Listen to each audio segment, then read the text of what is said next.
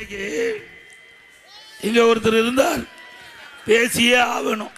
இதுவரைக்கும் பேசாத இருந்த அவரு தானா எம்எல்ஏ ஆகல.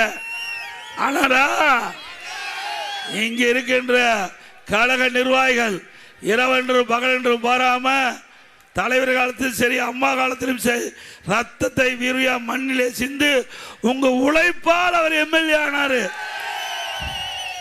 அப்படித்தான் ஆனாரு. நீங்களாம் பாடுபட்டு தானே ஆனாரு. ஆனா சுயநலம் திமிரு அகங்காரம், அதனால அவரை வெளியேற்ற வேண்டிய சூழ்நிலை ஆகிப்போச்சு. கட்சிக்கு கட்டுப்பாடு தேவையா இல்லையா? கட்சி கட்டுப்பாட்டை மீறினால் யாராக இருந்தாலும் அம்மா இருக்கின்ற காலத்திலும் சரி தலைவர் இருக்கின்ற காலத்திலும் சரி அதை தொடர்ந்து அண்ணா திமுக கடைபிடிச்சது. அதை கடைபிடிச்சோம். இந்த கோபிச்செட்டிப்பட்டி நகரத்தில் ஒருத்தர் கூட எனக்கு அடையாளம் தெரியாது. அப்படி வச்சிருந்தார். ஒரு ஆளை நீ பார்க்க விட மாட்டார். இங்க நகர செயலாளர் பெரியதர்ஷினி இருப்பார். நான் அப்பதான் பார்த்தேன். என்னை வந்து பார்க்கும் போதுதான் இவர் தான் நகர செயலாளர்.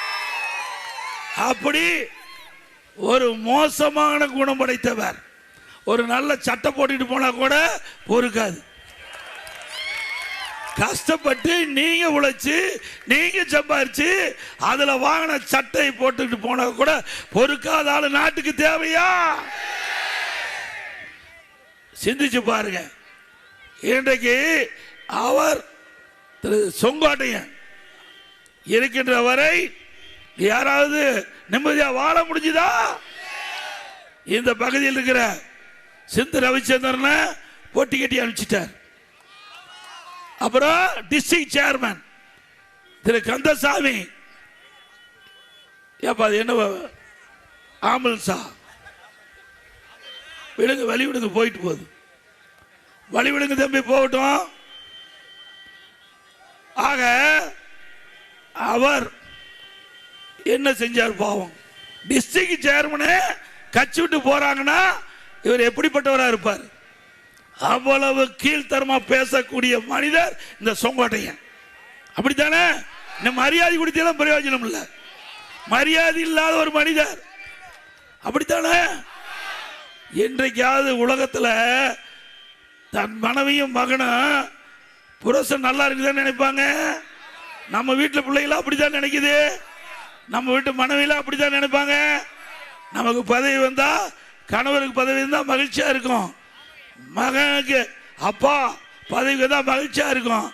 ஆனா அம்மா அவர்களுக்கு அமைச்சராக கொடுத்த போது இவருடைய மனைவி திரு செங்கோட்டையனுடைய மனைவி திரு செங்கோட்டையனுடைய மகன் அங்க தலைமைச் செயலகம், அம்மா முதலமைச்சராக வந்திருக்காங்களே, தலைமைச் செயலகத்துக்கு வந்து புகார் கொடுத்தாங்க. அது கேவலமான புகார். நான் வந்து இந்த பதவிக்கு இருக்கிறதுனால அதை சொல்லல.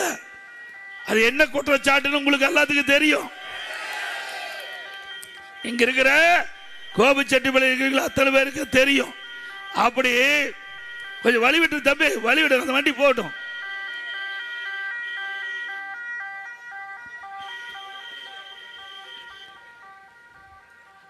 ஆக ரெண்டு பேரும் நான் கீழே தான் இருக்கிறேன். செங்கோட்டையனுடைய மனைவி அவர்களும் அவருடைய மகனும் போய் அம்மா கிட்ட பேசினாங்க. பேசிக்கிட்டு படிக்கிறது கீழே இறங்கி பதவி போயிட்டு பதவி உருவிட்டு விட்டாங்க அம்மா. அவர் மீது அவருடைய மனைவியும் மகனும் வந்து புகார் கொடுக்குறேன்னா இவரெல்லாம் மோசமான மனிதர்னு அம்மா சொன்னாங்க. அப்படிப்பட்ட ஆளை, நீக்கப்பட்ட ஆளை நான் முதலமைச்சராகி என்னுடைய அமைச்சர்களை சேர்த்துனதான் நான் செஞ்ச தப்பு. இல்லைன்னா வீதியில போனா கையெடுத்து கும்பிடுறதுக்கு யோகி இருக்குது அந்த ஆளுக்கு. என்னுடைய அமைச்சரவையில் மட்டும் கெஞ்சி கண்ணீர் விட்டா மனுஷன். இப்பெல்லாம் எதாவது பேசுறான், வாய் கொழுப்புல பேசிட்டு இருக்க அந்த மனுஷன்.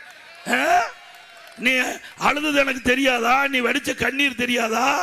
நீ இருக்கும்போது, நீ முதலமைச்சர் இருக்கும்போது எனக்கு ஒரு வாய்ப்பு கொடுக்கலீங்கன்னா வேற யார் கொடுக்க போறா? உண்மையால எனக்கு வந்து ஒரு காலத்தில் நல்ல நண்பராக தான் இருந்தார். நான் இல்லைன்னு நான் மறுக்கல. நான் வந்து இவர் மாதிரி போய் பேச வேண்டிய அவசியம் எனக்கு இல்லை. நான் வந்து அந்த நட்பின் அடிப்படையில் நான் கொடுத்தேன். அந்த மரியாதை உனக்கு இருக்குதா? நன்றி மறப்பது நன்றன்று, நன்றே அல்லது அன்றை மறப்பது நன்று 2000 முன்னே ஐயன் திருவள்ளுவர் சொல்லிட்டு போனார். இது மாதிரி மனிதர்கள் எல்லாம் மன்னிக்க முடியுமா? நீ சரியான ஆள் இல்ல, அண்ணா திமுக விசுவாசி இல்ல, அண்ணா திமுக உள்ளே இருந்து குழி தோண்டி புதைக்கின்ற ஒரு உளவாளியாக இருக்கிறது கண்டுபிடிக்கப்பட்டு விட்டது. ஆகவேதான் அடிக்கடி ஸ்டாலினை சந்திக்கிறது. சட்டமன்றத்தில் ஒரு வார்த்தை கூட திமுக ஏத்து பேசுறதே கிடையாது. திமுகவை ஆக மனசுக்குள்ள இருக்கிறதெல்லாம் இப்போ கக்கிட்டு இருக்காரு. இவரை வச்சிருக்கலாமா? நல்லா சத்தமா சொல்லுங்க. ஆக இப்படிப்பட்ட ஆள் மன்னிக்க முடியாத ஆள். இவருக்கு ஓட்டு போட்டு அந்த ஓட்டை பெற்று தந்தவர்கள் நீங்க தானே ஓட்டு போட்டு அவரை ஜெயிக்க வச்சீங்க. உங்களுக்கு விசுவாசமா இருக்கணும்ல. இப்ப எங்க போயிட்டாரு? அங்க போய் துண்டை அணிவிக்கிறாரு. கேவலம் துண்டை போய் வாங்குறாரு. இப்ப யார் போட்டா வச்சிருக்காரு?